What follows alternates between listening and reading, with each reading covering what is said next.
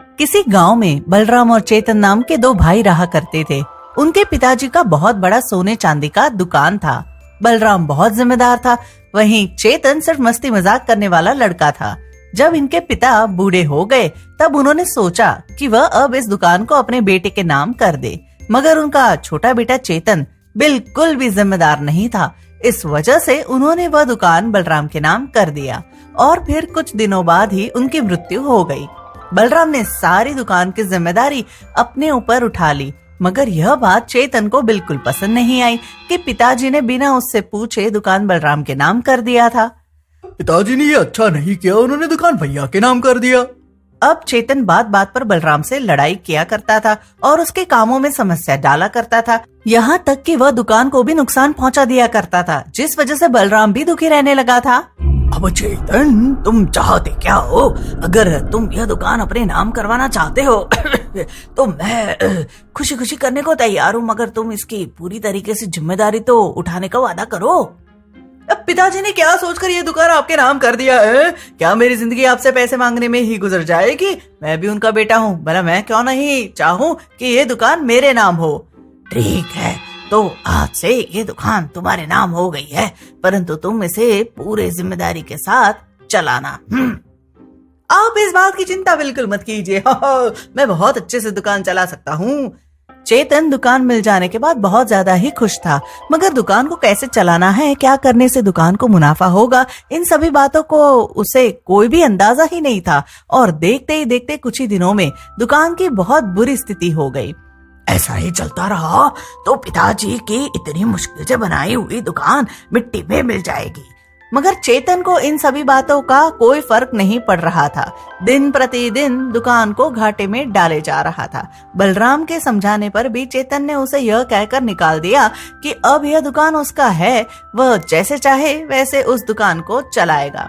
बलराम को चेतन की यह सारी बातें सुनकर बहुत बुरा लगा और वह वहाँ से चला गया। बलराम नदी किनारे बैठकर अपने पिताजी के बारे में सोचकर रोए जा रहा था। तभी अचानक से उसे एक सोने का सिक्का दिखता है। अरे, यहाँ पर किसका सोने का सिक्का फेंका पड़ा है?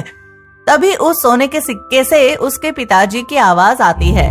अब बलराम, मैं जानता हूँ तुम हमारे दुकान को लेकर बहुत चिंतित हो, मगर तुम परेशान मत हो। इस सिक्के को तुम किसी खाली जगह पर रोप देना, उससे एक पेड़ निकलेगा। वह पेड़ तुम्हें सोने और चांदी के सिक्के देगा।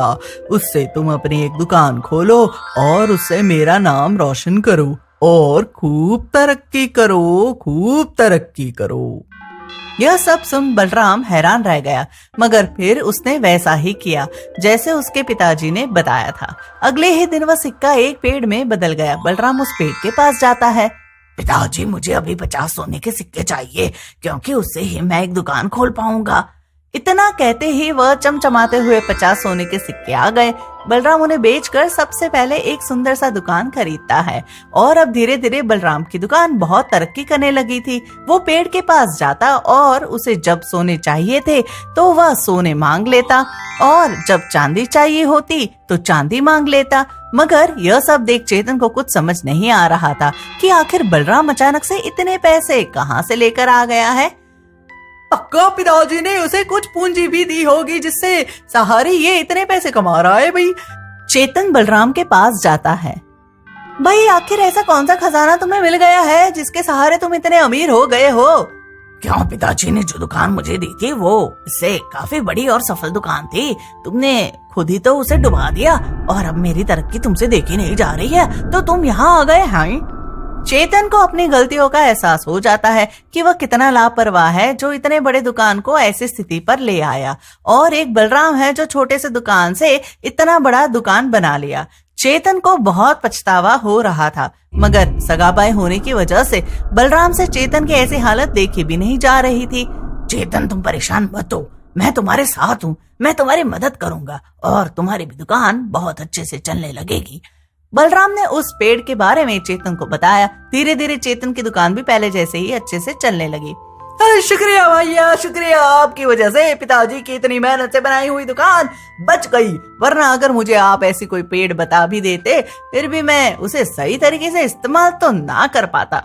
यह दुकान पिताजी ने आपको दिया था तो यह आप ही संभालिए, मैं आपकी नई वाली दुकान संभाल लूंगा। बलराम सब कुछ ठीक होता देख बहुत खुश हो गया और अब वह वापस पेड़ के पास जाता था।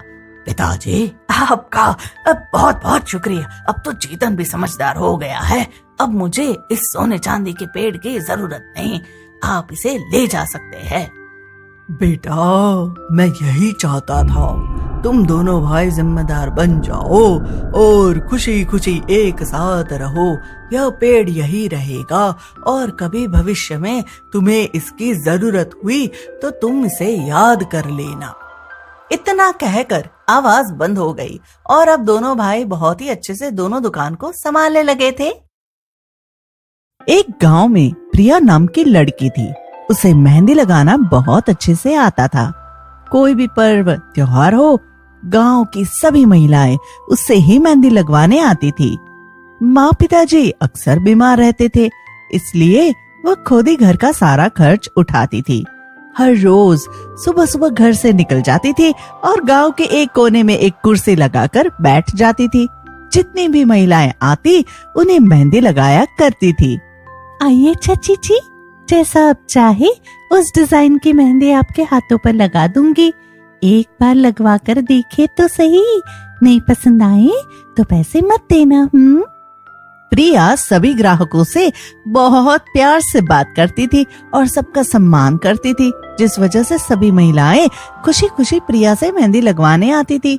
गांव में एक पलक नाम की लड़की थी जो हर रोज प्रिया को मेहंदी लगाते देखती थी और सोचती थी, अगर प्रिया मेहंदी लगाकर पैसे कमा सकती है तो मैं क्यों नहीं, मैं भी मेहंदी लगाकर पैसे कमाऊंगी और इससे तो अच्छी मेहंदी मैं लगा सकती हूँ। यही सोचकर अगले ही दिन से जहाँ प्रिया बैठती थी उससे थोड़ी दूरी पर एक छोटा सा दुकान खोल लेती है। दुकान के आगे खूबसूरत मेहंदियों की डिजाइन लगवा देती है और ग्राहक बुलाना शुरू करती है। आइए आइए, एक से एक नई और सबसे खूबसूरत डिजाइन की मेहंदी लगवाइए, वह भी कम दाम में। एक महिला पलक की दुकान पर आती है। वाह, तुमने तो नई दुकान ही खोल ली मेहंदी लगाने की। तुम्हारे मेहंदी के डिजाइन भी नए लग रहे हैं। आओ जरा मेरे हाथों में मेहंदी लगा दो जी। हाँ हाँ, क्यों नहीं, जरूर, बस आप पैसे जमा कर दीजिए, मैं अभी लगा देती हूँ मेहंदी। अरे प्रिया, तो सबसे पहले मेहंदी ही लगाती है, फिर ही पैसों की बात करती है, मगर तुम तो पहले पैसों की ही मांग कर रही। मुझे क्या मतलब प्रिया से, वे जाने उसे क्या करना है, मगर मैं पहले पैसे लूंगी फिर ही मेहंदी लगाऊंगी। अच्छा, छोड़ो यह सब, लो पैसे और लगा दो मेहंदी। पलक उस महिला को मेहंदी लगाना शुरू करती है। तभी वह महिला कहती है, जी ये क्या कर रही हो, डिजाइन तो देखो, मुझे बिल्कुल वैसा ही चाहिए। तुम तो बहुत ही गंदा मेहंदी लगा रही हो। है छोड़ो छोड़ो, मुझे नहीं लगवाना तुमसे मेहंदी, मैं जा रही हूँ। यहाँ से मेरे पैसे वापस करो, तुमसे तो लाख गुना अच्छा मेहंदी प्रिया लगाती थी। ये कहकर वह महिला वहां से चली जाती है। इसी तरह जितने ग्राहक पलक के पास आए सभी गुस्सा होकर चले गए और सभी वापस प्रिया के पास से ही मेहंदी लगवाने लगे। यह देख पलक को प्रिया से बहुत जलन होने लगती है। पता नहीं सभी उस प्रिया की दुकान पर ही क्यों जाते हैं। कुछ तो करना ही पड़ेगा। यह सोच पलक प्रिया पर नजर रखने लगती है। अच्छा, तो प्रिया सभी मेहंदी के कोन अपनी इस झोले में रखती है। हाँ, ये तो बहुत अच्छी जानकारी मिल गई। अगले ही दिन पलक प्रिया के झोले के पास छिपकर पहुंच जाती है और सभी अच्छे मेहंदी के कोन को स्किन खराब कर देने वाले और हाथ में जलन देने वाली मेहंदी से बदल देती है। अब देखती हूँ वह क्या करेगी। अगले दिन प्रिया जब महिलाओं के हाथों में मेहंदी लगाती है तब सभी के हाथों में जलन होने लगती है और सभी की स्किन खराब हो जाती है। इस घटना के बारे में पूरे गांव में बात फैल जाती है कि प्रिया पैसे बचाने के लिए सस्ती और खराब मेहंदी लगाना शुरू कर दी है। यह सुन अब कोई भी प्रिया से मेहंदी लगवाने नहीं आता है। हर रोज प्रिया खाली हाथ वापस घर आया करती थी। घर में खाने के लिए भी पैसे नहीं थे। आखिर मैं करूं क्या जिससे मेरे पास पैसे आए? माँ पिताजी की हालत भी अच्छी नहीं। प्रिया की ऐसी हालत देख पलक बहुत खुश होती है। मेरा दुकान नहीं चला तो अब इसका भी यही हाल हो गया। बहुत अच्छा हुआ। एक रोज प्रिया सुनती है जंगल के पास वाले रास्ते में एक नई दुकान खुली है और वही कुछ लोगों की जरूरत है काम करने के लिए। यही सुन प्रिया जंगल वाले रास्ते पर आती है, मगर वहाँ उसे यह पता चलता है कि पहले से ही बहुत लोग काम पर लग चुके हैं और अब और लोगों की जरूरत नहीं। यह सुन प्रिया वापस घर लौटने लगती है। वापस लौटते वक्त प्रिया रास्ता भटक जाती है और जंगल के अंदर चली जाती है। अरे मैं तो जंगल के अंदर आ गई, जल्दी यहाँ से निकलना होगा। तभी प्रिया को एक पत्थर दिखता है। प्रिया उस पत्थर को अपनी लात से मार देती है। वह पत्थर सामने जाकर एक अंडे पर लगती है। वह अंडा फूट जाता है और उस अंडे में से एक चुड़ैल बाहर निकलती है और प्रिया को पकड़ लेती है। वाह लड़की, तू तो बहुत ही समझदार निकली। आज तेरी वजह से मैं आजाद हो पाई। सालों पहले एक ऋषि ने मुझे इस अंडे में कैद कर दिया था, आज तूने मुझे आजाद कर दिया। मैं बहुत खुश हूँ। बोल क्या चाहती है तू मुझसे? चुड़ैल को देख प्रिया डर जाती है और सोचती है यह उसने सही नहीं किया। एक चुड़ैल को आजाद करना बहुत गलत है। क्या सोचती है लड़की? तू मुझसे डर क्यों रही है? मैं तो बहुत ही अच्छी चुड़ैल हूँ, तू मुझसे मत डर। दरअसल उस ऋषि ने अपना बरसों पहले का बदला लेने के लिए मुझे कैद कर दिया था। बरसों पहले का बदला? अरे हाँ, उस ऋषि को 2 बेटे थे। वह दोनों बेटे हर वक्त लोगों को परेशान करते थे और मार पीट किया करते थे।